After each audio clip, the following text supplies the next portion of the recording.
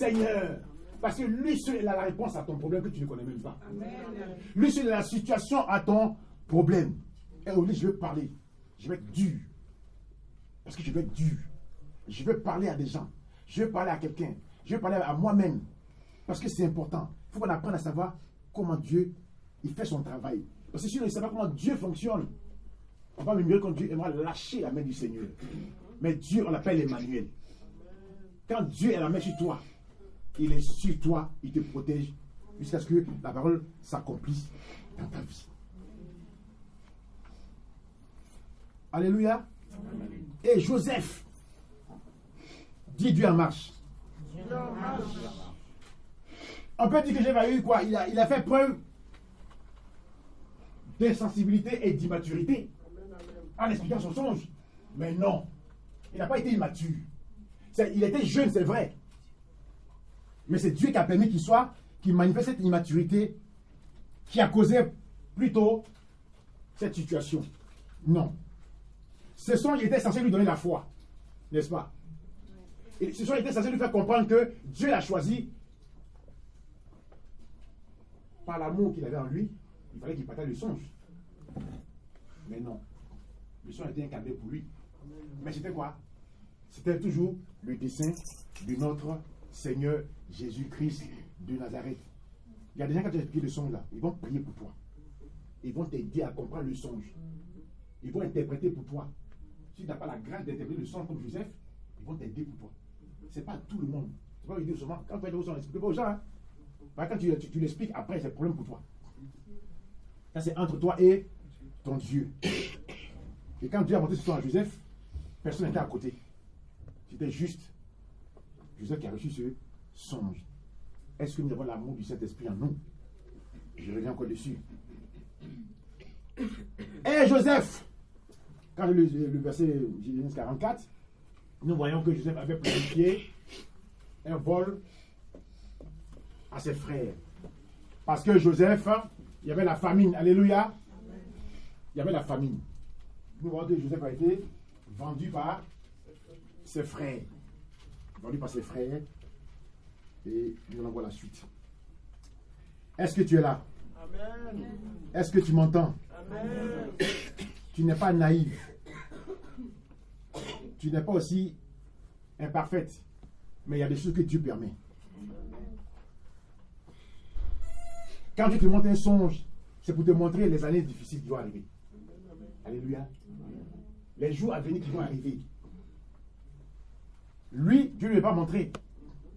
Mais sache que toi qui es là, si tu fais un songe, Dieu te montrerait peut-être que tu feras peut-être un accident. Tu dois bénir l'Éternel. Parce que Dieu te prévient déjà de ce qui va arriver. Dieu a prévenu les bonnes choses à Joseph. Il n'a pas vu les mauvaises choses. Et il n'a pas compris aussi le songe. Lui, il avait besoin d'explications. Quand on lui explique le songe, il ne comprend pas, il est jeune, il comprend le songe. Mais au lieu qu'on lui explique le songe, que ce soit son père Jacob, et Israël et ses frères, ils ont préféré le jalouser. Si tu es là, que les gens te jalousent, ne sois pas étonné. Si les gens te jalousent, ne sois pas étonné. Si les hommes te jalousent, c'est parce que tu as une grâce sur ta vie. Amen. Mais fais attention. Vous allez voir comment Joseph a eu la grâce de Dieu sur sa vie. La jalousie a commencé quoi? Dans sa famille. Ça n'a pas commencé là. C'est dans sa famille. Est-ce que vous avez le plus côté dangereux là? Ce n'est pas à l'extérieur. C'est à l'intérieur. C'est quand les gens voient ta grâce, leur comportement change. C'est toi ceux qui prie Dieu. C'est toi que Dieu parle, Joseph. C'est toi le faiseur des songes. Toi, tu es les songes. Donc, c'est pas tout, on dit à n'importe qui. On doit faire beaucoup attention. C'est vrai qu'on a été beaucoup naïfs à un moment. Quand on fait des songes, ah, frère, j'ai fait des songes. Il dit, ah, d'accord, c'est toi. Toi, tu vas t'élever. Tu vas voir. Quand il donne d'eau là, puis il prie contre toi. Ce son, qu'est-ce que ça n'arrive jamais. Il n'a pas avancé, il n'a pas réussi. Donc, c'est pour ça qu'on dit, le fait de son, il arrive. Il pense que lui va s'élever. Nous, les aînés là, et lui, c'est un enfant. Nous, on va se poser devant lui. Il a même Jacob dit, toi aussi, il faut arrêter. De même le père même qui connaissait Dieu, là, lui-même là, aussi parler. Donc parfois, les rois de Dieu peuvent faire des erreurs. Pourtant, lui, il était un oint de Dieu. Dieu a vu la main de Dieu. Donc, j'ai dit, ah non. Si l'enfant dit ça, il faut que j'appelle la femme, que je parle avec cet enfant. Mais lui, il a jugé encore qui? Joseph. Donc, ça veut dire que tu peux être oint et puis tu peux être jaloux. Tu peux être oint et puis jaloux. Jalouse. Alléluia. C'est important. Il y a une jalousie en nous. Tu es oint, ou tu es oint, peu importe. Mais il y a une jalousie qui souvent qui sort de notre cœur. Souvent, moi-même, ça m'arrive quand il dit, mais je sais que ça y est à moi. Voilà, donc tout le monde, ça dépend du degré de chacun maintenant. Mais la jalousie, ça y est en chacun de nous. Et voilà, Joseph, il a pris en ses dépens. Et j'ai réfléchi, dit, mais vraiment, c'est vrai que souvent, quand on est jeune, on ne comprend pas les choses. Mais c'est l'amour. Joseph, il était tellement amour. Il était tellement bien. Il était tellement gentil. Mais, qu'est-ce que vous voulez? On n'y pouvait rien. Voilà. Alléluia. Amen.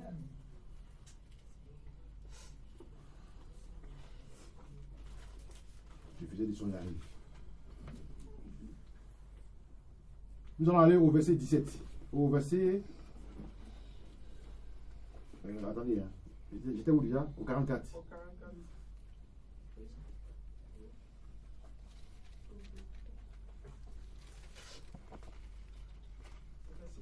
Vas-y, verset 18, vas-y. Genèse 44, verset 18. Alors Judas s'approcha de Joseph et dit, de grâce, mon Seigneur, que ton serviteur puisse faire entendre une parole à mon Seigneur. Amen. Et que sa colère ne s'enflamme point contre ton serviteur, car tu es comme Pharaon. Mon Seigneur a interrogé ses serviteurs disant, avez-vous un père ou un frère? Nous n'avons répondu, nous avons un vieux père et un jeune frère, enfant de sa vieillesse. Alléluia. Ah. Alors, nous avons un vieux père. Continue, c'est gentil. Cet enfant avait un frère qui est mort et qui était de la même mère. Il reste seul et son père l'aime. Tu as dit à tes serviteurs, faites-le descendre vers moi et que je le voie de mes propres yeux. Nous avons répondu à mon Seigneur, l'enfant ne peut pas quitter son père. Alléluia. Amen. Quand les frères ont vendu Joseph, la Bible dit que le chemin de Joseph a continué avec qui? Avec l'Éternel. Il a été vendu. La Bible dit qu'il allait chez même Potiphar. Mais Dieu m'a dit quelque chose. Joseph avait toujours l'approbation des uns autour de lui. Vous savez, quand Dieu te choisit, attendez, ma baisse là. Alléluia. Moi, ça va chaud. Quand le Seigneur t'appelle, quel que soit le chemin que tu vas traverser, Dieu aura toujours la main sur toi. Et il a été vendu chez Potiphar. Mais il a eu la faveur de qui? De Potiphar. Quand Dieu t'aime, tu as la faveur des uns et des autres. Quand Dieu te choisit, tu as la faveur des uns et des autres. Le chemin de Joseph n'a pas été facile. Ses frères l'ont vendu. D'abord, il l'a mis dans un puits. Il a eu des pourparlers entre les frères pour le faire sortir de ce puits. Alléluia. Donc les gens auront un pourparler sur ta vie. Et il y a un que Dieu va toucher pour dire non, ne le tuez pas. Ne le tuez pas. Pendant qu'il y aura des complots contre toi, il y aura un que Dieu va toucher pour lui dire ne le touchez pas. Ne versez pas son sang. Si tu en vis, c'est tellement il y a eu des complots contre toi. Mais il y a un que Dieu a touché parmi les sorciers. Il y a un que Dieu a touché parmi les sorcières. Pour ne pas te toucher. Oui. Oui, c'est comme ça que Dieu fonctionne. Ils ont fait une réunion. Les frères étaient en pourparlers. Mais il y a Benjamin qui a intervenu. Donc il y a des gens, les sorciers, ils sont 1000. Mais il y a un qui va dire non. Et puis il aura le poids. Quand il va parler, ils vont l'écouter. Donc c'est vraiment les sorciers te combattent. Mais il y a un que Dieu va toucher pour ne pas qu'on te touche. Parce que le dessein de Dieu doit s'accomplir. Doit s'accomplir. Donc si tu en vis aujourd'hui, c'est que Dieu a touché parmi les sorciers ou les sorcières de ne pas te toucher. Pour que le plan de Dieu s'accomplisse. Acclamez le Seigneur.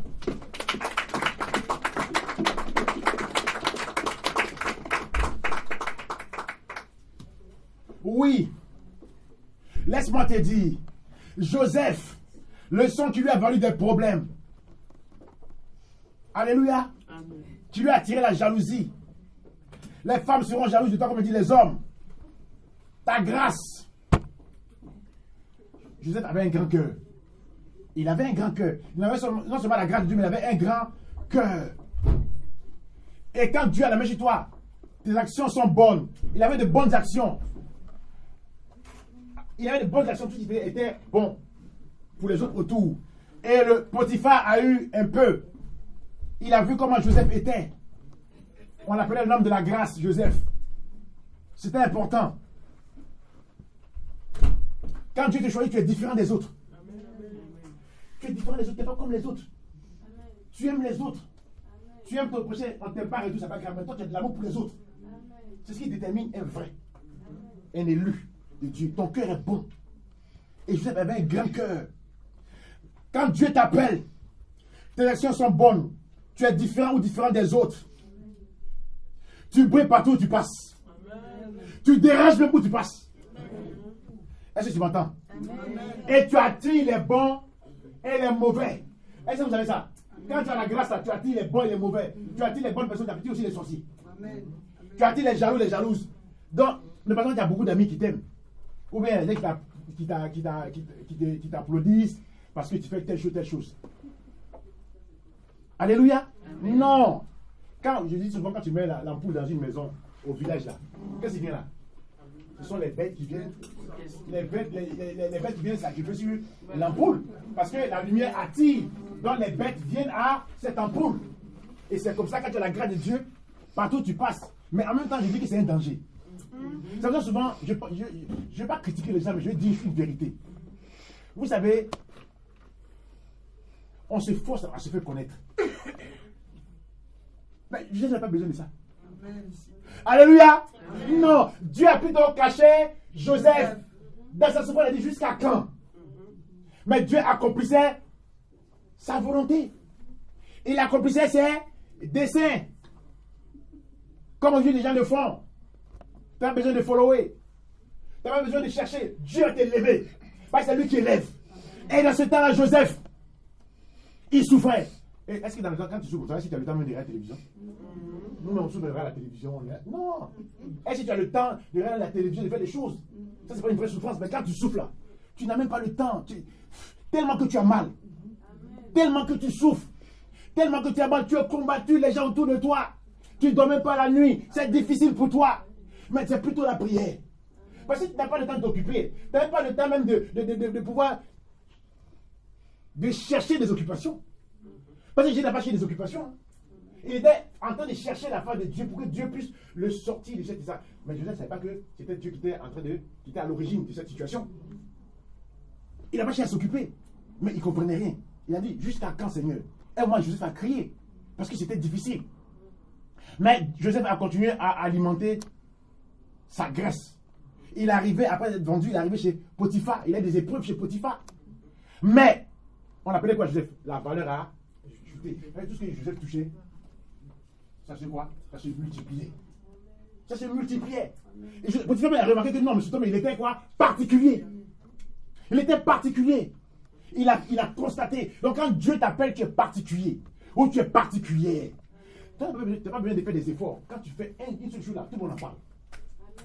Notre femme, beaucoup, on n'en parle pas. Mais toi, tu fais un, on en parle. Et puis il te pose, il te cache. Et puis c'est comme ça que Dieu fait avec toi. Il fait avec toi. Et Joseph, tout ce temps-là, la Bible ne dit pas combien de temps, mais tout ce temps-là, il est arrivé chez Potiphar. Parce que dans le plan de Dieu, il fallait qu'il arrive chez Potiphar. Parce qu'il avait un lieu où il devait atteindre. Donc il y a un chemin que nous devons emprunter. Tu ne connais pas le chemin. Ne force pas ton chemin. Laisse Dieu t'amener à emprunter ton chemin que lui aura choisi pour toi. Nous, on force le chemin. On cherche même le chemin. Mais tu cherches, quand tu connais la tête contre le mur. Je te dis ça aujourd'hui. Laisse Dieu faire son travail. Il a formé Joseph dans cette souffrance. Il a forcé Joseph. Il a formé Joseph. Il a enseigné Joseph. C'était un homme de quoi? De prière. Dieu l'utilisait par des songes et des visions. Il a eu même la grâce d'expliquer même des songes. Ça, dans la Bible, quand on voit dans la Bible, il y a combien qui expliquait les songes? On parle des Daniel et de Joseph. Ça encore, c'est une grâce d'expliquer les songes. Mais est-ce que Dieu l'a laissé tomber? Non. La Bible dit que chez Potiphar, Potiphar ne peut pas le laisser partir. Mais parce qu'il a vu la main de Dieu. Ce matin, tu dis que tu as la main de Dieu sur toi, sur ta vie.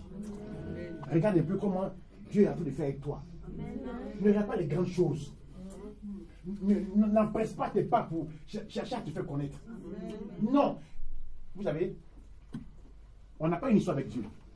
C'est lui qui a une histoire avec nous. C'est lui, on a une histoire avec lui. On a une histoire avec Dieu. Et quand on regarde dans la Bible, il avait une histoire avec Joseph. Il a fait de Joseph ce qu'il est aujourd'hui. C'est important.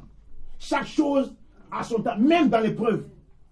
On dit qu'il a été jaloux. Il y a la jalousie dans ton épreuve. Il y aura la jalousie. Ils vont te vendre comme nos parents nous vendaient. Dans le monde spirituel, nous vendent. Mais des fois, quand ils nous vendent aussi, Dieu permet qu'ils nous vendent aussi. Pour accomplir sa volonté. Donc, si tu as été vendu quelque part, on ne choisit pas sa famille.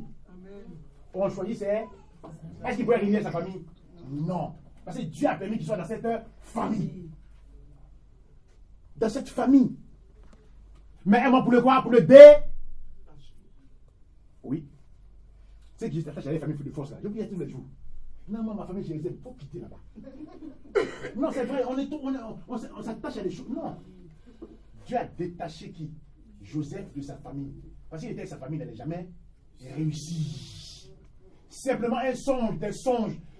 On dit faisait des songes, ils l'ont vendu. Parce qu'ils n'ont pas supporté que Dieu lui montre des songes comme ça. Donc, je ne sais pas pourquoi, à chaque fois que je parle de Joseph, Dieu m'amène toujours. Je vous donne un conseil. Je suis un prophète et je vous dis, la Bible vous enseigne. C'est vrai, on doit aimer la famille. Mais à un moment, il ne faut pas t'attacher à ta famille. Quand Dieu te parle, il faut écouter. Puis laisse Dieu prendre les décisions pour toi. Parce qu'il y a des fois dans ta famille, ils sont un blocage pour toi. Tu es le seul qui prie Dieu, on t'emmerde. C'est difficile. Parce qu'ils ne comprennent pas la volonté de Dieu de ta vie. Donc tu dis bien quoi? Différent ou différent. Pendant qu'ils sont en train de causer avec la télévision, tu vas chanter de prier. Oh, tu exagères. C'est pas si tu connais Dieu. Viens manger un peu. Toujours on mange un peu dans la famille. Toi, tu es dans la maison, tu pries. Ça dérange déjà. Donc, à un moment, qu'est-ce que Dieu va faire? À un moment, ils sont obligés de t'enlever de là-bas. Pour ne pas que tes parents te gênent. Tous les jours, vont te dire non, mais tu exagères. Nous, tu en as connu Dieu ici, là. Bon Dieu, là. Nous, on en a connu ici. Donc, il faut que tu nous laisses tranquille. Donc, parfois, c'est très, très difficile quand Dieu t'a choisi. Et souvent, dans l'environnement, tu te trouves encore, les amis ne comprennent pas, les amis ne comprennent pas, la famille ne comprenne pas. Et on dit, bon, c'est pas grave, nous, on ne peut plus rester avec elle. Bon débarras. Là, au moins, on ne va pas te déranger. Au moins, tu vas te concentrer à notre Seigneur. Et donc, c'est très important. Donc, tu attires. Tu attires des bonnes et des mauvaises personnes autour de toi. Tel fut le cas de Joseph. Mais quand Dieu a la main sur toi, ou son regard sur toi, un jour, il t'élève. Un jour, il te délivre. Et puis un jour, il te lève à un rang mondial. Où tu ne peux même pas imaginer. Ou dans un rang spirituel. Où on dit, mais ce n'est pas possible. Qui est cette femme? Qui est cette femme? Qui est cet homme? Dans ta parenté, il t'élève dans ta parenté. Au milieu de tes frères, il t'élève. Au milieu de ta génération, il t'élève. Qui fait cela? C'est Dieu. Laissons Dieu nous élever. Laissons Dieu nous distinguer.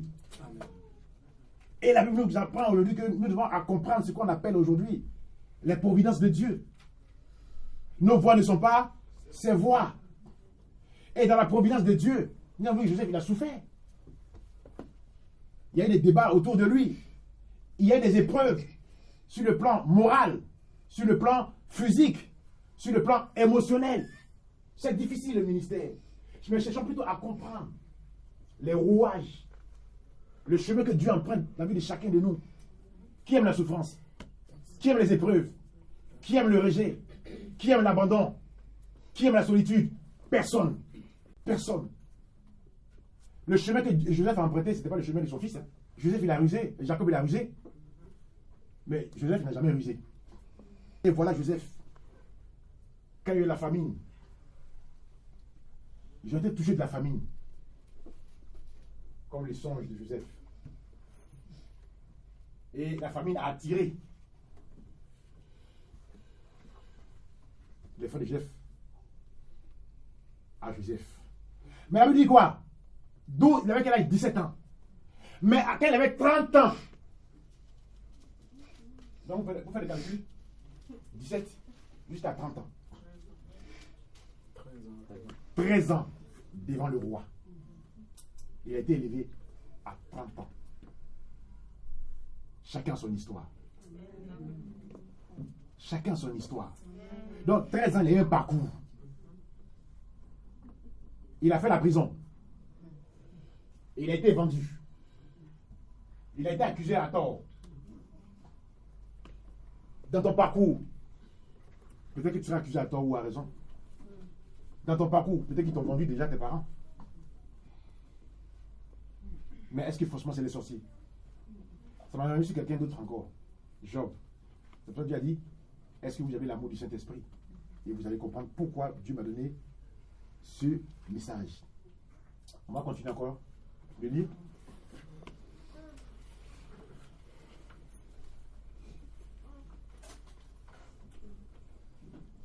Genèse 44, au verset 23. Tu as dit à tes serviteurs, si vos jeunes frères ne descendent pas avec vous, vous ne reverrez pas ma face. Lorsque nous sommes remontés auprès de ton serviteur, mon père, nous lui avons rapporté ces paroles de mon Seigneur. Notre père a dit, retournez, achetez-nous un peu de vivres. Nous avons répondu, nous ne pouvons pas descendre, mais si notre jeune frère est avec nous, nous descendons. Car nous ne pouvons pas voir la face de cet homme, à moins que notre jeune frère ne soit avec nous. Quand Joseph a vu ses frères, il était tellement content de les voir.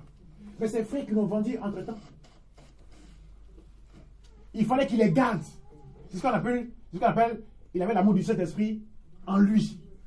Alléluia. Il fallait qu'il les garde. Mais il fallait qu'il trouve d'autres stratégies pour ramener ses frères à lui. Vous savez, quand tu aimes, tu fais des choses. Quand tu aimes, tu fais des stratégies. Quand tu aimes, c'est que tu aimes celui que tu aimes. Tu ne veux pas que la personne te lâche. Donc tu crées des choses pour que la personne soit auprès de toi. Ça, c'est l'amour du Saint-Esprit. Mais c'est tellement mauvais en soi. Quand il a vu ses frères qui l'ont vendu, c'est beau, quoi. Mais malgré tout ça, tu vas prendre le Genèse 45 et tu vas me lire. Genèse 45, verset 1. Joseph ne pouvait plus se contenir devant tous ceux qui l'entouraient. Il s'écria, faites sortir tout le monde. Alléluia. Quand Joseph a vu ses frères, c'est vrai, certes, il a manigancé pour que ses frères soient à lui, mais il ne pouvait pas se contenir. Vous savez, je vais faire une parenthèse là aussi. Il y avait des émotions. Oui. On a tous des émotions. Mais ça dépend. Un leader doit exprimer aussi ses émotions. Quand tu es un leader, tu dois exprimer tes émotions, mais des émotions qui sont utiles aussi. Qui sont aussi importantes. Et il avait tellement été content. Il ne peut pas contenir ses émotions de voir ses frères qui lui ont fait du mal. Assieds-toi d'abord. Ça, c'est important. Je vais aller sur les émotions. J'ai réfléchi ici, je me suis dit, mais c'est un leader charismatique.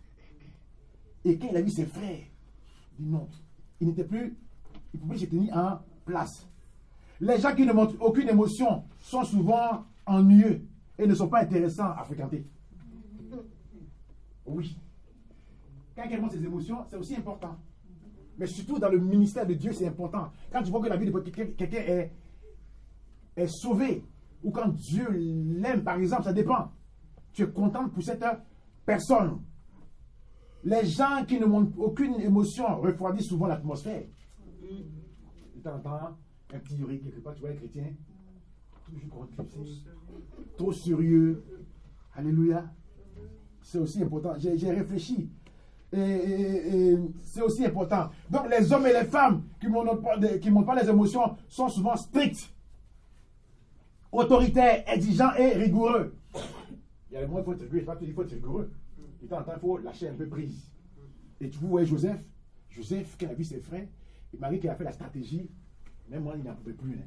C'était trop. Donc on dit quoi? Il ne pouvait plus se contenir.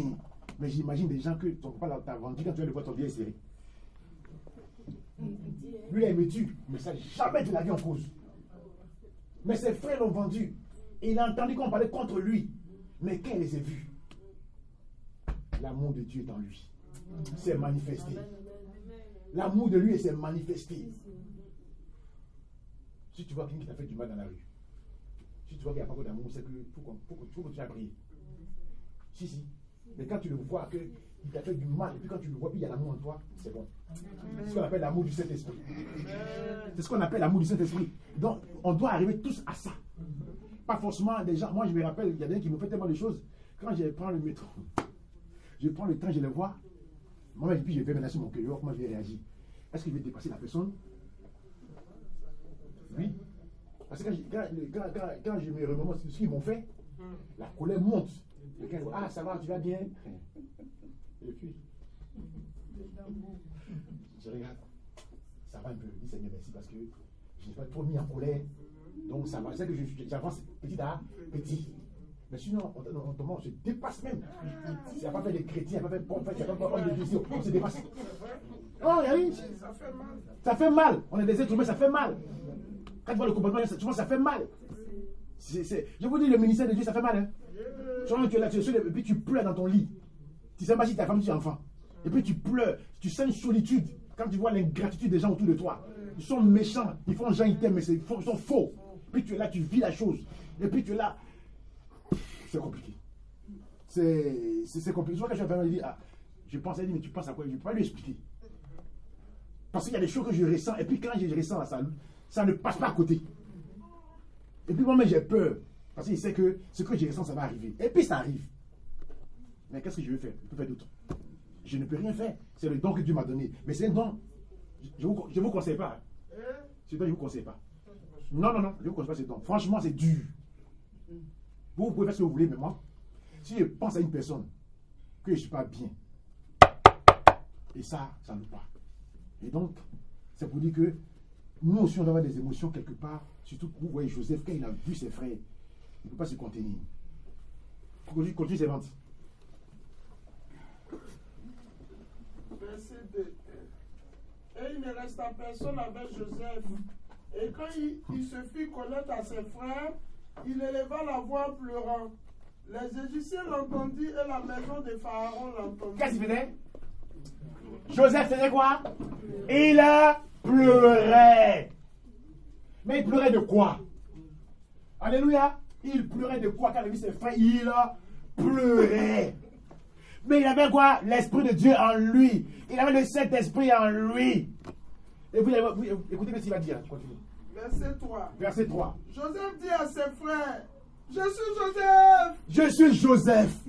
Mon père vit-il encore? Alléluia. Voilà les émotions du serviteur de Dieu. Il était content de voir ses frères. Il dit, je suis Joseph. Malgré qu'il a planifié, ça, il ne peut plus se contenir. Il dit, je suis Joseph. Où est mon père? Mais il y a une question qui se pose. Il a oublié ce qu'ils lui ont fait. Il a oublié ce qu'ils lui ont fait. C'est ce qu'on appelle, est-ce que tu as l'amour encore du Saint-Esprit quand tu verras tes ennemis? Est-ce que tu auras l'amour du Saint-Esprit quand tu verras tes ennemis? Quel esprit nous avons-nous? Mais la Bible dit quoi? C'est Dieu qui a planifié tout ce qui arrive à Joseph. Est-ce que toi, tu vas rester dans une situation éternellement? Il m'a fait ça, il m'a fait ça. Non! Mais quand il a vu ses frères, il dit, je suis Joseph. Les émotions ne brillent pas. Je suis Joseph, je suis votre frère. Mais où est le Père? Le Père qu'il a aimé plus que les autres. Moi, c'est l'enfant aussi qui a fait qu'on va t'aimer aussi. Donc souvent, même tu fais des bêtises, on ne t'aime plus. Et puis on aime celui qui fait moins des bêtises. Mais bon, vas-y. Mais ses frères ne purent lui répondre, car ils étaient troublés en sa présence. Écoutez bien. Hein? Joseph dit à ses frères, approchez-vous de moi. Oh, c'est beau. Alléluia. Il avait l'amour du Saint-Esprit. Il dit, approchez-vous de moi. C'est comme quelqu'un qui a eu Alzheimer. Il a oublié ce qu'on lui a fait. Mais quand tu as l'amour de Dieu, quand tu es particulier, quand tu es spécial, tu ne gardes pas les choses. Toutes choses anciennes sont passées. Toutes choses deviennent nouvelles. Tu es là, tu es au passé. Laisse le passé. Pense au présent. Amen. Et quand tu as l'onction de Dieu en toi, c'est le présent qui est en toi. Amen. Tu penses aux choses à venir. Tu vis dans l'espérance. Tu vis dans l'espoir. Mais il y a des gens, le diable te ramène sur le passé. Il y a des fois, tu es là même. Avant même, j'étais mieux. Hein. Avant, quand il était pas dans le Seigneur, les gens me sollicitaient. Mais depuis que j'ai le Seigneur, on ne me sollicite plus.